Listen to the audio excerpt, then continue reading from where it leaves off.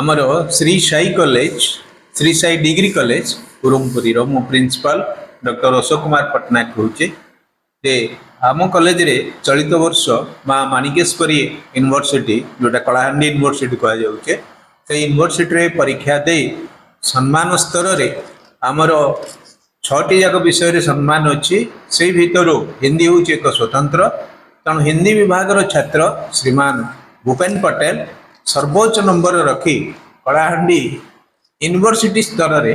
टपर हो पारिछंती कॉलेज पई गौरव आनी पारिछंती से केवल कॉलेज स्तर रे नुह आमे गर्वित जे आम छात्र कलाहांडी यूनिवर्सिटी रे टपर हो पारिछि माने प्रकाश साहू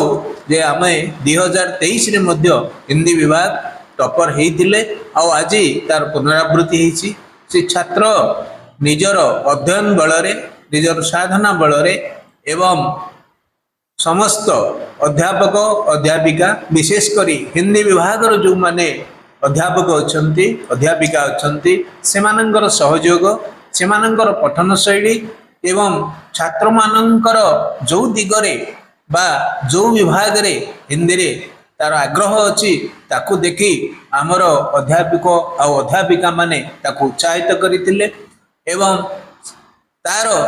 बा से छात्रर कहवा अनुसार एथिपाई तार पितामाता जो माने ताको उत्साह देइतिले ताहा सहित से यथेष्ट भाव रे आमर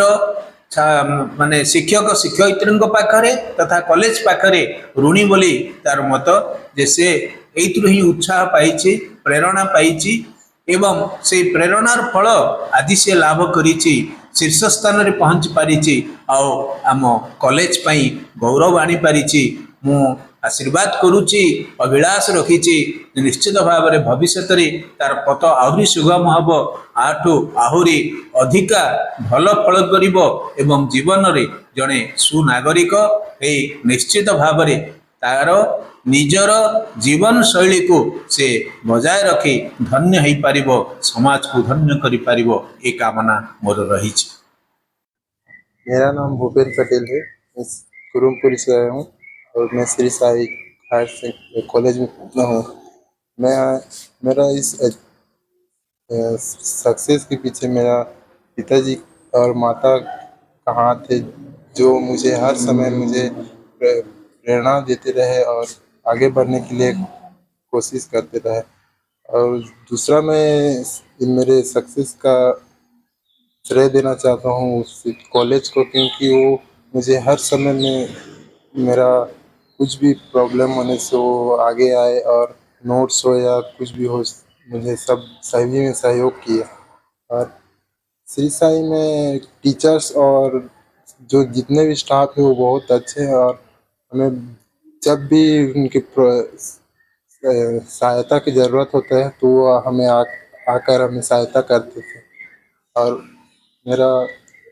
इस सक्सेस में उनका बहुत बड़ा योगदान है। लेटेस्ट न्यूज अपडेट पाई www.nowodisha.com को लॉगिन करंतु।